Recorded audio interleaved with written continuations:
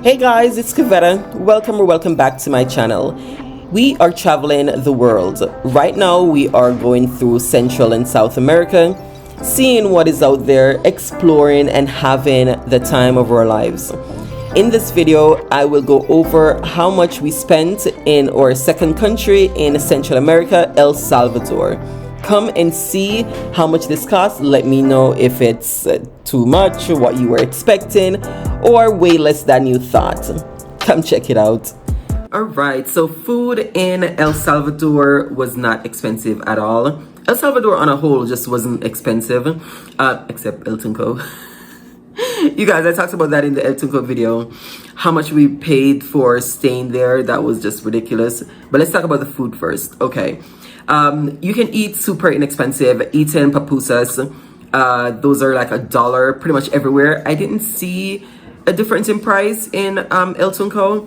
In Santa Ana, I did see drop to about 75 cents when I looked at one of the local restaurants prices. So you can get, pupusas for 75 cents to $1.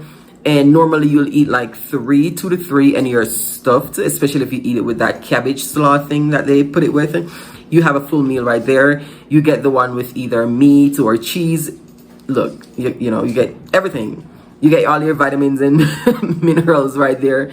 Everything you need for that one meal. And you're spending $3 or less. So you can go super inexpensive if you'd like. We were eating burger, fries, and a drink for $3.75. Super inexpensive again, and that's a filling meal, so you could eat for the entire day for way under $10 depending on how much you eat. We like to do snacks at like the supermarket and grab like packs of cookies or crackers, plantain chips, things like that, work out to be a couple cents or $1, and those are great for just on the go. And then we love our ice cream, so we'll eat ice cream. We're getting 2 scoops of ice cream and El Tunco and Santa Ana, and that was $1.75. So you can get 2 scoops of ice cream for $1.75. That was good. So yes, you can eat super inexpensive, or you can go fancy schmancy and eat, well, or not well, because you still eat well if you eat cheap, but eat like you're a baller. But you're still paying like $15 for fancy meals. I don't think you're even paying $20. So if that's in your budget and that's what you want, you can do it either way. So for food, we spent $269.61, and this is for 7 nights, 8 full days in El Salvador, and that's for 3 people. $269.61 on food for 3 people. That's not bad. That is not bad. And then Airbnb, like I was saying, the Santa Ana Airbnb was amazing. Okay, we were in the local area. It was so inexpensive. And then you talk about El Tunco, and we're paying $90-something a night, because it worked out to be $296.96. That's how much I paid for 3 nights in El Tunco. The place was trash. Wasn't worth it. We didn't really love El Tunco that much, for it to be worth that much money. What I read is a lot of people, they show up and then just go to the hostels or wherever and just book their stays there, because even when I was looking at Booking or Airbnb, there just wasn't a ton of choices. Even when I changed my date and say, okay, let me put it 2 months out, there still just wasn't a lot of choices. Like, I don't know where the accommodations are, and everything was just pricey and just not the best. So we ended up paying almost $300, $297 for 3 nights, which is ridiculous. So if you skip that, you save $300 right there. Moving on over to Santa Ana, for 4 nights, I paid $69.96 for 4 nights. And like I said, it was a local neighborhood, 2 bedrooms, 1 bathroom, kitchen, living room, washer. And I did show that in the El Salvador video, so definitely check those out if you are interested. That was super inexpensive. And then we did have to pay another for 1 more night, it was $40-something, and only because that place, it was still in the same complex, the same local neighborhood, but that place had AC and it was a little bit more fancy, upgraded for American standard. Pretty much, the West standard, whatever. So that one I was paying $40 something for one night. And I said I just paid $69 for 4 nights in the same exact neighborhood. But it's just what you get. That first place didn't have AC or anything, so you can get on any budget. Of course, you could go even more expensive. So that's pretty much what we paid in that. Yeah, so for the 4 nights or 5 nights in Santa Ana, I paid $112. $112. Way less than the 3 nights in El Tunco. All right, then for activities, we didn't do any activities in El Tunco because it was just a beach town. So we just walked around a lot, explored, walked by the beach, you know, chill, relax. That was about it. But for Santa Ana, we did go all out and do 2 full days of tours. The first day we did, the first half day we did the, you know, old city, walking around, seeing the cathedral. That was free. Checking out the Central Park. Pretty much all these cities, you're gonna have a Central Park, you're gonna have a cathedral right in the center, and then just people selling, people walking, chilling. So that's always a good thing to do, like if you have just a couple of hours in the first day. That's a good one to do. That's what we always do pretty much. And then the next day you start with your full-on tour. So the full-on tour, I did about 120 in Uber trips for the day. Remember I said I paid Fernandez to take us around. He's the one who took us in Uber from El Tunco to Santa Ana because we didn't want to take a shuttle. The shuttle was going to leave at 6 p.m. and that was just too late. So, you know, with taking Uber, we made our own schedule. And then, of course, we found, you know, we met Fernandez. He was just an amazing person. Him and Khalil still talk. He's still practicing his English. Khalil still practicing his Spanish. So it's been great. So I paid him about $120 in fees. And then for the 2 full days, he took us all around. So the first day we did Cafe Albania. We did the ruins. We did Ruta de las Flores.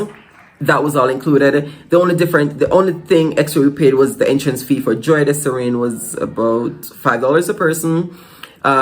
We stopped at a coffee shop on the Ruta de las Flores, and we just bought some stuff from there. She gave us a free coffee tour, a smell, and you saw that video. It was just amazing. That was completely free. But of course, we spent money buying, sitting, tasting some of the coffees that we just smelled, and then we just bought some of the marmalades that she let us taste. So that was a really good activity, and it wasn't expensive.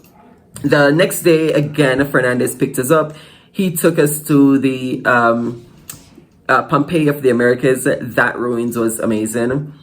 That was about $10 to get in. And then we did the lake. The lake was absolutely beautiful. We did a boat tour where you just get on the boat. It was about $5 a person. Get on the boat and you just go around. And remember, for this day, I was paying for 4 people because I did still pay for the things Fernandez needed to do, like to get into things with us. And some of his things was cheaper because he's a local. And then I did, get lunch and everything. So he ate with us and all that. So yeah, we did the boat tour, just took you on the lake. We went around for about an hour or so. And then after that, we went to the Sierra Verde Park. That's the national park that you definitely have to do. And he just, took us up there and he's like, yeah, you have to see this. And it was absolutely beautiful. He did pay to park. We didn't pay a fee to get in. He just gave them some, I don't know what was happening there. I just give them some money to go through and that was it. We didn't pay separately. And I'm sure you're supposed to, I don't know. We were with the locals, so he just did what he was doing. So those are some of the activities that we did. And as you can see, if I did a tour, it would be on the tour's term. We would have to do what they're doing when they're doing it. And it would be $60 to $100 a person per day for those tours. So we'll be spending so much more money than maybe $150, $200 for 2 days of tour for 3 people. So like $33 a day. That was crazy. So I always suggest, if you can, book your, plan your tour, book your personal tour. I love to do this. Find all the things I want to do and then I just map it and see, okay, this one is 10 minutes from this one. So if I do this first and this one, and then see which one next, and then you just go like that. And you can do it by bus also, depends on where you are, you know, if you take the bus or just take shorter Ubers. But in Santa Ana, everything was so far away. So you definitely need, you know, a dedicated driver. All right, so that's what we paid. Let's see, the total came out for activities was $202. $202 total for everything that we did. All right, and then transport, we have $77.77, and that's just the short Uber rides. Uber ride from El Tunco to Santa Ana. Any shuttles or little things that we did in Santa Ana or in El Salvador, $77. That wasn't bad. Like I said, we did take Uber from El Tunco to Santa Ana only because, you know, it was expensive, but not expensive like America expensive. It was still super cheap. But yeah, so we spent that for that amount of days. And we did a lot of short Ubering, like from our apartment to go to dinner in this downtown. It's like a 20-minute walk, but sometimes we're like, ugh, it's so hot. I'm so tired. So we did just do $2 Uber here, $3 Uber there. And then Jarrell wrote $7 for other. I don't know what the other is, you guys, and I'm gonna fire him because I don't know what he's writing. He's over there like, yeah, I don't know what other was, but it was probably just some miscellaneous thing we paid $7 for, and he figured he would write it. So the total for everything that we spent in El Salvador for 7 nights, 8 days, $965.21, and that's for 3 people. So 300 and change a person for a whole week. Food, bomb activities, place to stay. And like I said, if we skipped El Tunco or, you know, put more time in Santa Ana or even San Salvador, we would have saved that $300 on Airbnb. All right, so that is pretty much what it is. I will keep you posted on, you know, what we spend in other cities. I've been definitely getting away from the tourist shuttle because those are so expensive over here. It's been busting my budget. And then we're traveling fast, so these prices are way expensive. If you want to keep it lower, go slower. The slower you go, the lower your price will be. You're going fast, you're going to be spending. And I've been spending and I've been shocked. So kind of crying. I'm like secretly crying in my soul. Like, this is crazy. But it depends on what you want to do. This is how we're doing it for right now. And then we'll slow down eventually after we finish with Central and South America. But yes, so you get an idea of how it is bouncing around these countries. All right, if you have questions, comments, go ahead, leave them below. I'll get back to you as soon as possible. Thank you for watching. Have a good day. Bye.